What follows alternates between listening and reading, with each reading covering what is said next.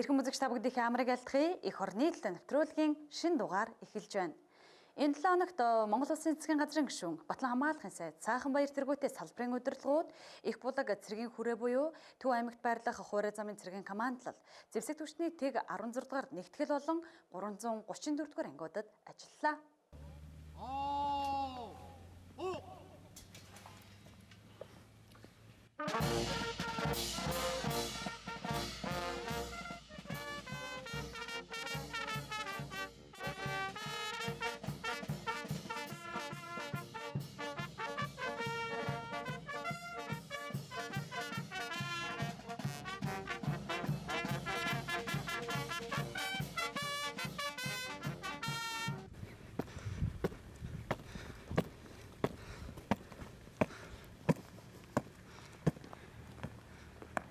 Монгол Улсын засгийн газрын гишүүн Батлан хамгаалахын сайд таныг өдгөө өгдөж их булаг цэргийн ураны хүнд дарууд тагсан.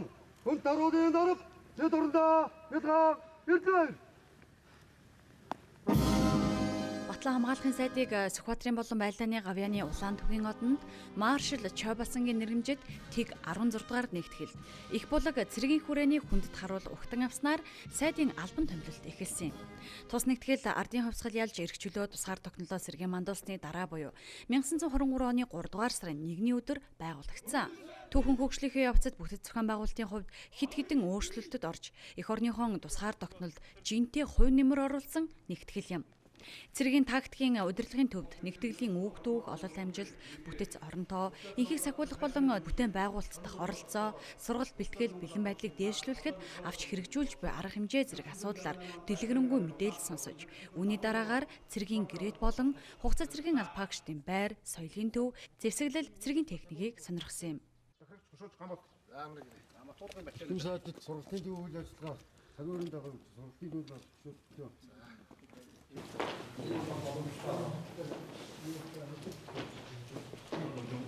Би байлдагч үйлдвэрлэж Улаанбаатар Сүхбаатар дүүргээс ирсэн. Тийм. За. Анхны сэтгэл ямар байна? Маш өндөр байна. За. Захаа хин хатсан. Тийм. Өөрөө хатсан уу? Тийм. Захаа сайхан хатсан юм тийм ээ. Хувцсгой таарсан байна тий. Тийм. Тэгээд хаанаас ирсэн? Би байлдагч юм л Улаанбаатар Чингэлтэй дүү. Чингэлтэй дүүр ямар сургууль төгссөн? Кино урлын дэс сургууль төгссөн үү? Сурж байгаа юм. Эд асуултаа юм байна. Чи ямар сургууль? Малын хийх. Монголын сүлдэж хөдөөж ирсэн. Суралцж байгаа. Суралцж байгаа. Оёо. За мэдээ хаанаас ирсэн? Би байлдагч бас манд. Улаанбаатар Чингэлтэй дүүрээс. Үүний дараагаар тус нэгтгэлийн ажилтан албан хаагчдтай уулзаж Монгол Улсын засгийн газрын 2020-2024 оны үйл ажиллагааны мөрийн хөтөлбөр тэр дундаа Батлан хамгаалах салбарын чиглэлээр эх 4 жилд хийж хэрэгжүүлэх 9 зорилт 50 дэд зорилт зэрэг хийхээр төлөвлөсөн ажил арга хэмжээгээ танилцуулахын сацав. Анги байгууллагын үйл ажиллагаатай танилцахаас илүүтэйгээр хийж хэрэгжүүлэх ажлаа харж бүтэц зохион байгуулалт аль чиглэлд нь ямар дэмжлэг үзүүлэх засаж залруулах асуудлуудыг харж яваа гэдгээ онцолсон юм. Одоо офицер ахлагч нарынхаа юун дээр бид нар анхаарах ёстой вэ гэвэл офицер ахлагч нарынхаа энэ ажиллаж амьдрах ажлын нөхцөл байдлыг энэ одоо дээшлүүлье, сайжруулъя. Сурч боловсрох нөхцөл боломжтой болгоё. Энэ одоо албан тушаал дэвшдэг системийн шатлалын одоо шударга байлгая. Энийг одоо зохицуулахын тулд зарим эрх зүйн харилцаа хуулиудад өөрчлөлт оруулъя гэсэн юм бодолтой байна. Аливаа асуудал хууль эрх зүйн хүрээнд зохицуулагддаг. Үүний нэгэн айдлаар Батлан хамгаалах зэвсэг түвшний хууль эрх зүйн орчин шинжлэгдэн бүрдсэн. Одоо хуулийг хэрэгжүүлэх, хөрсөнд буулгах, хариуцлагатай ажлыг цэргийн алба хаагчдтайгаа хамтран хэрэгжүүлнэ. Ингэхдээ зэвсэг түвшний ажилтан алба хаагчдынхаа ажиллаж хөдөлмөрлөх ая тухтай байдлыг нэн тэргүүний зорилттой болгон тавьж, эдийн засгийн боломж бололцооныхоо хүрээнд шийдвэрлэхээр төлөвлөснөө энэ үеэр онцолсон юм. Энэ ажлыг эхлэл болгож тус нэгтгэлээс цэргийн хотхон төслийг хэрэгжүүлнэ. Манай нэгтгэл бол одоо бас энэ олон жил болцсон энэ байгууламжууд байгаа. Энэний бас дулаан алдагдлалд дээврээсээ ханнаасаа ингээд дулаан алдагдал ихтэй. За уурын зуухны шугам шүлжээний хувьд бас нэлээд муудчихсан. Одоо уран зуухнууд маань бас нэлээд бас дээр үеийн хоцрогдчихсон тийм уран зуухнууд байдаг. Тэгээ эднийг бас шинжлэх тийм ээ. Одоо бас бие бүрэлдэхүүн ажил амьдрах аятгахтай нөхцөл бололцоог сайжруулах өнөөгийн бас зөвчөнд цэргийн готхны стандарт ямар байх вэ? Тэрийг бас энд шинээр эхлэх гэдэг их сайхан шийдвэрүүдэд бид хүн танилцууллаа. Үүний дараа Батлан хамгаалахын сайд Сайханбаяр цэргүүтэй салбарын удирдлагууд зэвсэгт хүчний 334-р ангид ажилласан юм а. Тус ангийн захирагч Хорндоо Эрдэнэбаатар ангийн үйл ажиллагаатай холбоотой товч мэдээллийг өгөн ангийн байрлалд барьлах үйлдвэрүүдэд танилцуулсан юм. Үргэлжлүүлэн зэвсэгт хүчний хуурай замын цэргийн командлалд ажилласан юм. Хуурай замын цэргийн командлагч бригадын генерал Амгаланбаатар, хуурай замын цэргийнхний үр гүйцэтгэл, зэвсэглэл техникийн байдал, сургалт бэлтгэл, бэлэн байдлыг дээшлүүлэхэд авч хэрэгжүүлж байгаа арга хэмжээ, цаашид хийхээр төлөвлөсөн ажил зэрэг энэ үеэр танилцуулсан юм. Төв аймагт маань зэвсэгт хүчний нэлээд олон анги салбарууд байдаг. За би 2 ангиар орлоо. Нотуулгын бригадын үйл ажиллагаатайгаа танилцж, гол одоо тулгамдсан шинжилгээ хийх, сайжруулах объектууд танилцлаа. За дээрэс нь өөрийнхөө одоо бодлого чиглэлийг эх 4 жилд хийх бодлого чиглэл, мөрийн хөтөлбөрт орсон заалтуудаа хэрэгжүүлэх талаар зэвсэгт хүчнийхээ анги салбарын бие бүрэлдэхүүнтэй уулзаж танилцууллаа. За анги байгууллагууд маань өөрсдийнхөө үйл ажиллагааг хууль журмын хүрээнд хэвэн явуулж байна. За хууль эрх зүйг хэрэгжүүлэх, командлаас болон Батлан хамгаалах яамны удирдлагаас өгсөн үүрэг даалгаврыг биелүүлэх талаар бас анги салбаруудын удирдлагууд бие бүрэлдэхүүн нэлээд санаачлагтай сайн ажиллаж байна. Цаашид зэвсэгт хүчнийхээ анги салбаруудыг бэхжүүлэх, тогтчлт, үйл ажиллагаагийн хүний хөгжлийн орчин болгох талаар анхаарна. Тийм учраас одоо хуурай замын цэргийн харьяа бусад төрөл мэргэжлийн ангиудаар явж тулгымдсан асуудлыг сонсож газар дээр нь ажиллах болно. Мөн энэ үеэр албан тушаалтнуудын ажиллаж буй орчин нөхцөлтэй биечлэн танилцсан юм. Түүнчлэн хуурай замын цэргийн командлын бие бүрэлдэхүүнтэй уулзаж, ирэх 4 жилд баримталж ажиллах бодлого чиглэлээ танилцууллаа.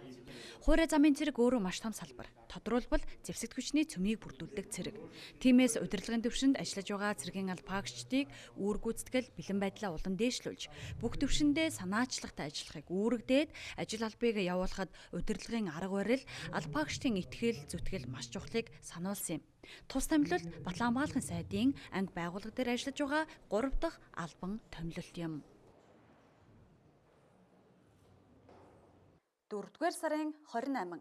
Энэ өдөр Монгол улсад генерал цололгож эхэлсэн түүх өдрөө. Тус өдрийг тохиолдуулан төрийн цэргийн болон үндэсний аюулгүй байдлыг хангах тусгайлсан чиг үүрэг бүхий байгууллагууд жил бүр ээлжлэн эрхэм генералуудаа хүндэтгэл үзүүлдэг уламжлалтай. 2020 оны тухайд дэлхийн нийтэд тархаад байгаа цар тахлын улмаас тус өдрийг хойшлуулсаар өнгөрөгч 23-ны өдөр зэвсэгт хүчний жанжийн штаб алтан мөрцтнүүддээ хүндэтгэл үзүүллээ.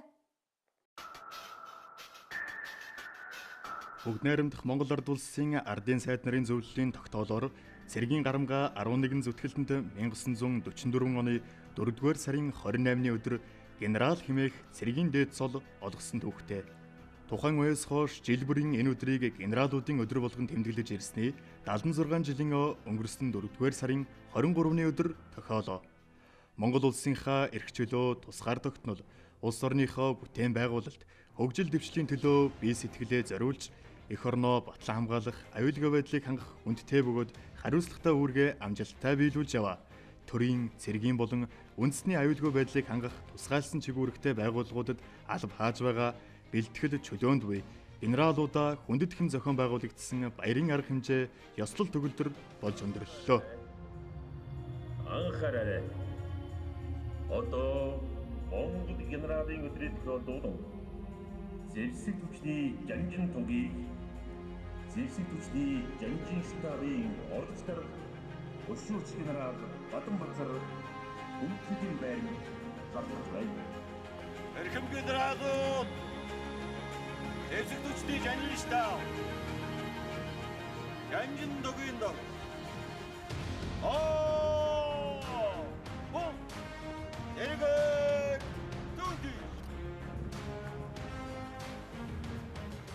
Батлан хамгааллын хаамны сайдын тушаал томилогдоод дэслэгчийн оролцоол авсан. Тэгэхээр генералууд бол нэг хэсэг ер нь генералын баяр гэж байхгүй байсныг бий болгоод генералын өдрийг жил болгон тэмдэглэл болсон их дурсгалтай үнэхээр одоо Монгол элчүүдийн одоо Монгол цэргийн одоо орой манлай болсон юм улсууд байдаг юм л да. Ёслолын арга хэмжээ зэвсэг түвшний жанжин штабын жанжин туганд хүндэтгэл үзүүлснээр албан ёсоор эхэлсэн юм а.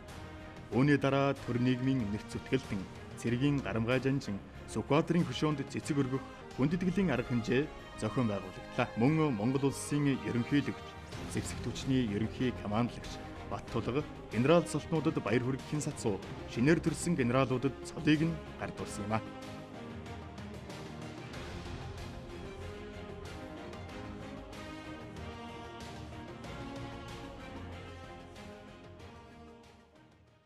Генерал цол бий усны 76 жилийн ойгоор генерал цол авсандаа баяртай байна. Монгол улсын зэвсэгчдийн нийт бие бүрэлдэхүүн, хань ижил, ээж аав, нутаг усныхандаа генерал цол байгуулагдсныхаа баярын мэндийг хүргэж эрүүлийн сайн сайхныг хүсье. Цаашдаа Монгол улсын зэвсэгчнийхээ төлөө одоо 2 сайхан сэтгэлээр ажиллаж улам их бүтээхийн төлөө ажиллах болно. Монгол улсын иргэн бүрийн хамгийн ариун нандин үүрэг гэж байдаг. Тэр бол эх орныхоо төлөө зүтгэх. Тэгэхээр хүн гэдэг энэ байгалийн амьтан хамгийн чухал нэг эрх шиг байдаг бол амьд явах. Тэгвэл амьд явахаас давсан эрх шиг гэж хүнд байгаа. Тэр бол эх орныхоо төлөө амь насаа зориулаад ч гэсэн хамгаалах. Тийм учраас Монгол хүн залуучууд бүрийн эх орныхоо төлөө цэргийн алба хааж эх орныхоо төлөө зүтгэхгүй энэ бол ариун нандин ийм хамгийн эрхэм үүрэг байгаа. Төрийн хуулиас өргөсөн тангараа дээдлэн хүндэтгэх чанар, ёсчуудаг шударга хариуцлагатай зарчимч байдал, нийгэм иргэдийнхээ төлөө гэсэн чин сэтгэл зүтгэлээрээ төр түмэндээ хүндлэгдсэн хүмүүс бол Монгол генералууд юм. Генерал бол дэлхийн цол. Дэлхийн өнцөг булан бүрт генерал хэмээх энэ эрхэм цолыг хүртсэн алба хаагчдыг хүмбэр хүндэтгэн тэднэр бахархаж байдаг.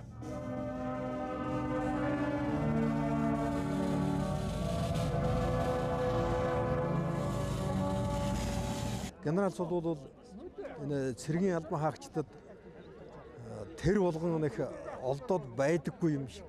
Тэгсэн мөртөө маш их одоо хариуцлага хүлээлгдэг ийм л цол л доо. Ер нь генерал мөрдөс зүүчгээд аргагүй одоо тэр цолыг нь дааж ажиллахаас өөр аргагүй байдалд хүргэдэг ийм их хүндтэй цол юм. Өнөөдөр энэ генералуудын одоо цол хэрэгэмзүүлсэн энэ олон хүмүүсийг харж байхад энд улс орондоо маш ихийг хийж бүтээсэн, алдар гавьяа хүртсэн дандаа тийм улсууд ер нь тэр одоо салбартаа тэргүүлсэн ийм л улсууд харагдаж байдаг. Их Монгол улсын ихэнх генералуудаа хүндэтгэжтэй зэвсэг түвшний жанжин штабаас алтан мөрдөснүүдэд чиглэсэн зохион байгуулалтын олон арга хэмжээг төлөвлөж бэлтгэл ажлаа бүрэн хангасан ч Монгол улсын засгийн газар улсын онцгой комиссоос улсын хэмжээнд гамшигаас хамгаалах өндөржүүлсэн бэлэн байдлын зэрэг шилжүүлсэнтэй холбогдуулан төлөвлөсөн хугацаанд зохион байгуулагддаггүй өдий хүрч энэ өдөр баярын арга хэмжээгээ тэмдэглэн өнгөрүүллээ. 1944 оноос хойш 185 зэргийн зүтгэлтэн генерал цолыг хүртжээ. Эдгээрээс 91 өдгөө инх тунх амьдарч байна.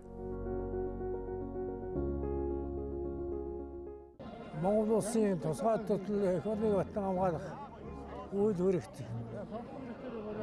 Монгол улсын зэвсэгчний удирдлагын дээд тушаалын генерал офицерууд 100 шахамжийн дотор асар их зүйлийг хийж бүтээж улс орныхоо тусгай төдөлний төлөө инхийн хөдөлмөрийн өвдлийн төлөө асар их ажил хийж хөдөлмөрсийг төр засаг мөрөж жил болгоны генерал цол бий болсон тэмдэглэдэг юм аа.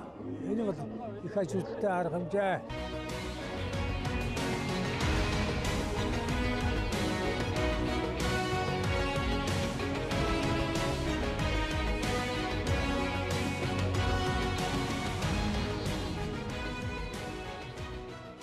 Генерал цолтнууд өдөрдөн зохион байгуулах авиас бэлэг, цэргийн хэргийн өргөн мэдлэг, чадвар, хүний мэс, оюун нуруу, үлгэрлэл манлайлалаараа тэргүүлэгчд бөгөөд төр түмнийхээ их хүндэтгэлийг нэр төртөө дааж яваа цэрэг эрс хэдийг баярын энэ өдөр онцлон тэмдэглэх учиртай билээ. Монгол улсад батлан хамгаалах салбар, хил хамгаалах, онцгой байдал, тагнуул, цагдаа, шүүгэн шийдвэр гүйцэтгэх байгууллагын генералууд, эх орон, ард түмнээ батлан хамгаалагчдын ориглон болон гялалдсан алтан мөрдөст эрхмүүд юм а.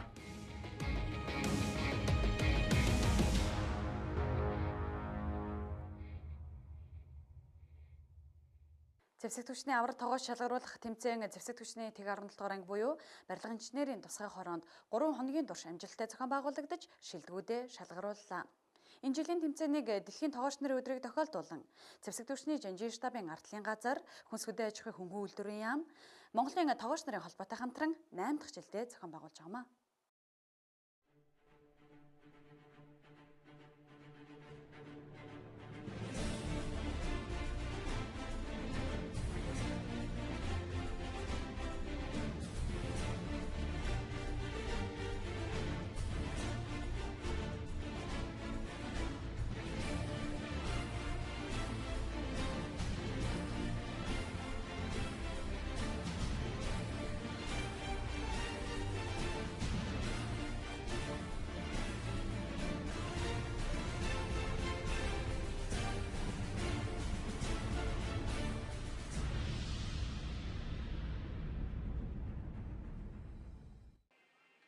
Тэмцээн хүнсний тухай хүнсний бүтээгдэхүүний аюулгүй байдлыг хангах тухай хууль заасан эрүүл ухаан зохистой дадлыг зэвсэг түвшний анги салбарт нэвтрүүлэхэд дэмжлэг үзүүлэх, зэвсэг түвшний 2019-с 2020 оны цэргийн сургалт бэлтгэл, төлөвлөгөөний хэрэгжилтийг хангах, зэвсэг түвшний тогооч нарыг хоол үйлдвэрлэл, үйлчлэгээний сүүлийн арга технологид харилцан суралцах, цэргийн албаагчдад эрүүл хоол хүнсээр үйлчлэх үйлчлэгээг сайжруулах, мэдлэг ур чадварыг дээшлүүлэх зорилготой зохион байгуулагдсан юм а. Энэ жил төрөл хэлбэрүүдэд шинжилэл хийж тогооч нарын урлагийн авьяасыг сорих төрлийг нэмэгдүүлж өгснөөрөө өмнөх жилийн тэмцээнүүдээс ихээхэн онцлогтой болсон юм.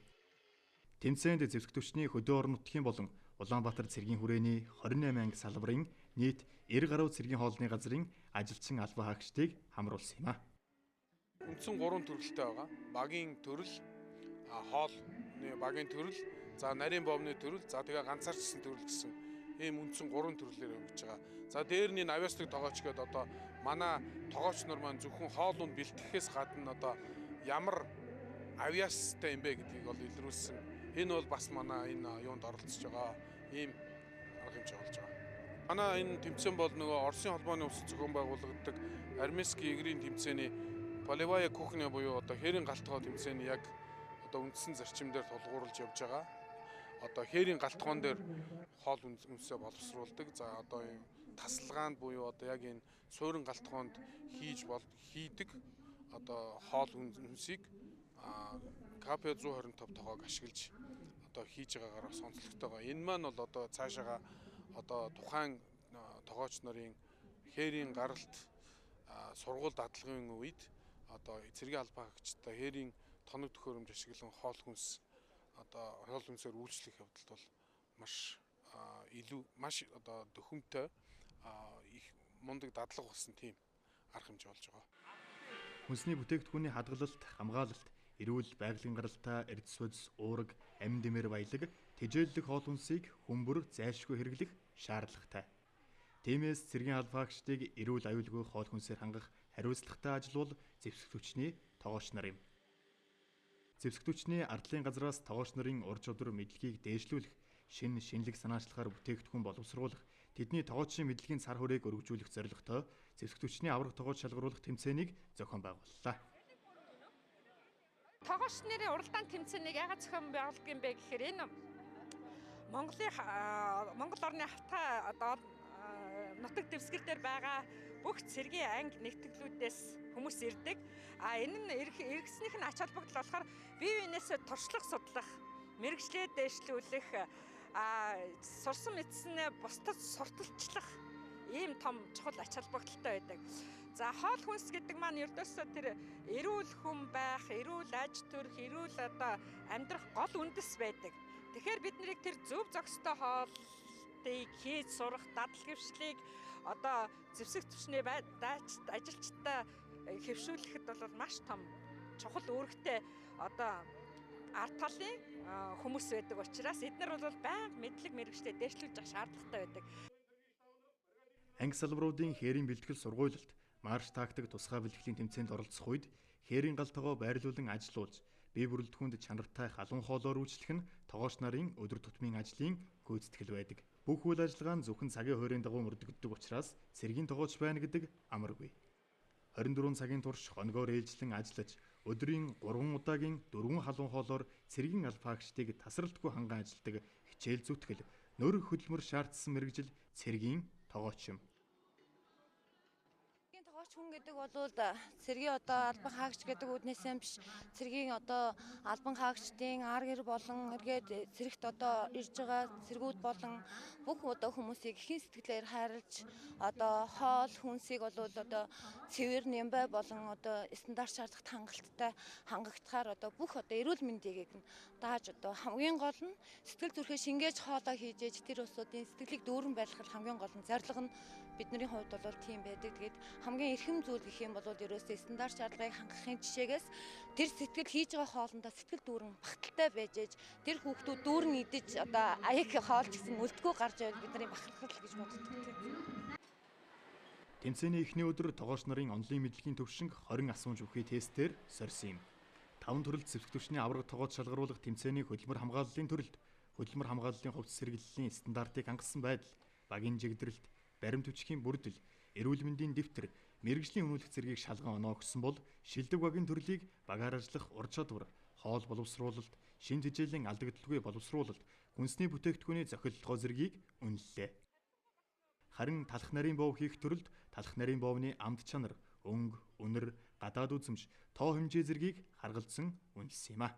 Хамгийн сүүлийн үе шатвалах ур чадварын төрөлд оролцогчид чөлөөт сэтгэмжээр зөвхөн хүнсний бүтээгдэхүүн оролцуулан бэлтгэсэн хоолыг шүүгчд үнэлж, оноогч баталгаажууллаа. Энэ жилийн тэмцээний онцлог бол авиаслаг тогооч төрөл юм. Энэ төрөлд оролцогчид дуулах, бүжиглэх зэргээр урлаг соёлын бүхий л төрөл хэлбэрээр өөрсдийн авиасаа толилууллаа. Зэвсэгтсний авраг тогооч шалгаруулах тэмцээний авиаслаг тогооч тэмцээнд ангийнхаа ах даваа цэрэнгээд ахыхаа дууллаа. Өмнө жилийн тэмцээнүүдийг бол одоо цар хүрээнд өргөжөөд урлагийн тэмцээн болж байгаа нь одоо хүмүүсийг илүү дотн олгож байна. Нэгээ мэдгэд хүргэж байна. Улсад ангиудтай одоо танилцахад илүү дөхөн болгож байна. 2013 оноос зохион байгуулагдсан тус тэмцээн энэ жил 8 дахь удаага болж шилдэгүүдээ шалгарууллаа. Тус тэмцээний тэргүүн байрт зэвсэгтөвчний 150 дугаар анги, удаах байруудад зэвсэгтөвчний 256 дугаар анги, 325 дугаар ангиуд тус шалгарлаа. Тэмцээнд оролцсон тогооч нарыг салбарын шагналаар шагнаж, төрөл тус бүрд шилдэгүүдээ шалгаруулан хамтран ажилладаг дотоодын ивент тэтгэгч байгууллагуудын шагналыг гардууллаа.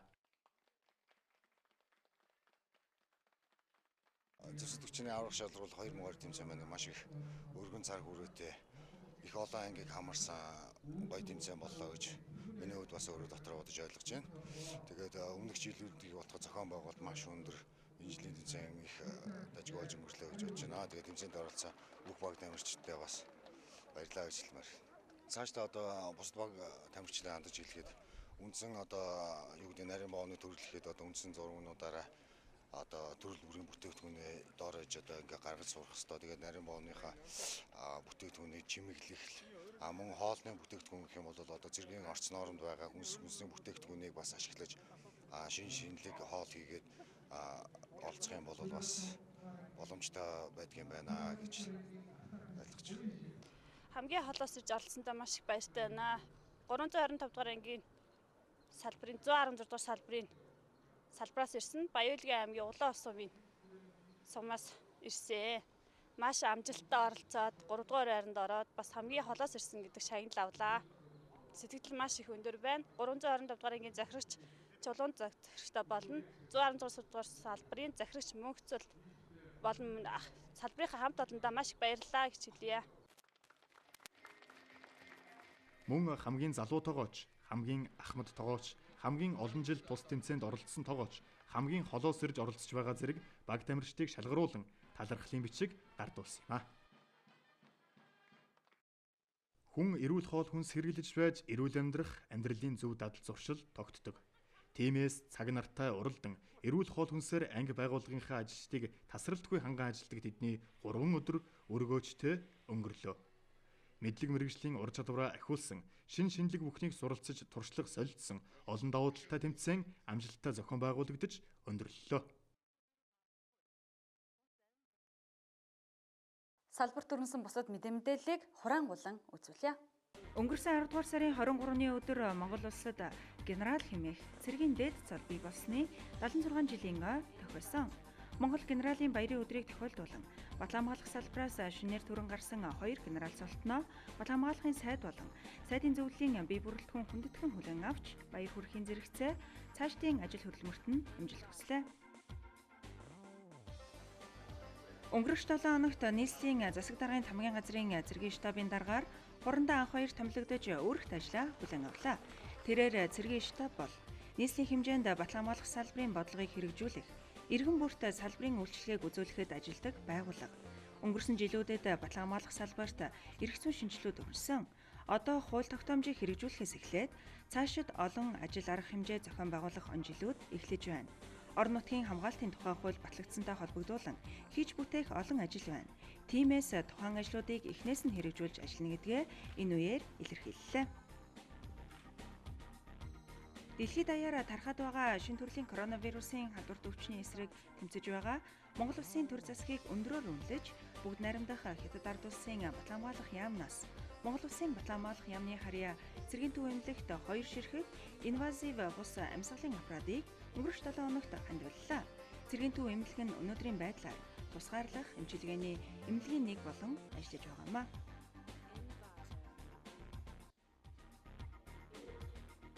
Монгол улсын засгийн газраас батлагдсан Батлан хамгаалахын сайдын бодлого зорилтыг хэрэгжүүлэх ажлын хүрээнд авилгатай тэмцэх газраас авилга албан тушаалын гэмт хэрэгээс ангид байхын сэдэвт сургалтыг өнгөрөх өдрүүдэд Батлан хамгаалах яамнаа зохион байгууллаа.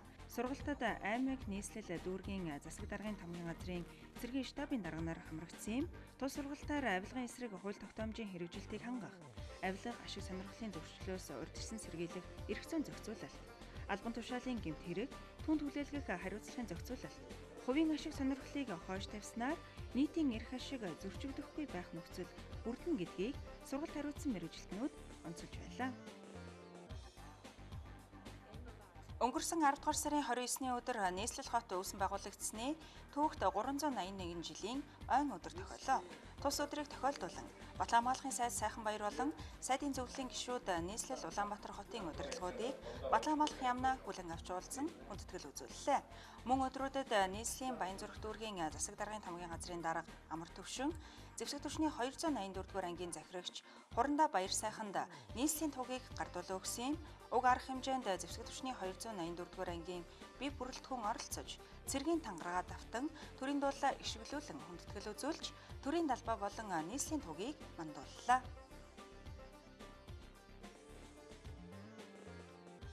Соёлын яам, нийслэлийн засаг даргын тамгын газар, засгийн газрын хэрэгжүүлэгч агентлаг соёл урлагийн газар, нийслэлийн соёл урлагийн газартай хамтран хэрэгжүүлсэн танаа дүүрэгт таны дэргэд урайтай, соёлын цаг аянд цэргийн дуужгийн эрдмийн чуулгын 120 гаруй бие бүрэлдэхүүн уран бүтээлээ 2 сарын хугацаатай төлөвлөлөө. Соёлын цаг соёл урлагийн аяны хүрээнд тус чуулгын хамт олон нийслэлийн 9 дүүрэг, хөдөө орон нутгийн 4 аймгийн 9 суманд нэгдсэн болон хэсэгжилсэн бүрэлдэхүүнээр нийт 52 удаагийн тоглолтыг амжилттай зохион байгуулж, давхарцсан тоогоор урын сангийн 90 гаруй бүтээлийг 13800 орчим ард иргэдэд уран бүтээлээ өргөн барьжээ. Энэ нь Батлан хамгаалах бодлого, зэвсэг түвшний үйл ажиллагааг урлаг соёлын тайзнаас ард иргэддээ сурталчилж, хүүхэд залуучуудад эх оронж үзэл төлөвшүүлэх үндэсний хөтөлбөрийг хэрэгжүүлэн ажилласан юм а. Өнгөрөх 7 хоногт үндэсний Батлан хамгаалахын их сургуулийн аюулгүй байдал судлал болон цэргийн ухааны докторийн хөтөлбөрт суралцж байгаа докторантууд Батлан хамгаалах бодлогын үндэс хичээлийн хүрээнд Батлан хамгаалах асуудал эрхэлсэн төрийн захиргааны төв байгууллага болох Батлан хамгаалах яам, цэргийн мэргэжлийн дэд удирдлага, зэвсэг түвшний жанжийн штаб, Монгол цэргийн музейн үйл ажиллагаатай танилцлаа. Уг докторийн хөтөлбөрт төрийн цэргийн байгууллага болон гамшиг судлалын хүрээлэн, стратегийн судалгааны хүрээлэнгийн 50 гаруй докторантууд суралцж байна. Батлан хамгаалах зэвсэг түвшинд өрнсөн мэдээллийг багслан үзүүлдэг эх орны төлөө нэвтрүүлгийн шинэ дугаар өндөрлөж байна. Анхаарлаа хандуулж бидэнтэй хамт байсан үзэгч танд баярлалаа.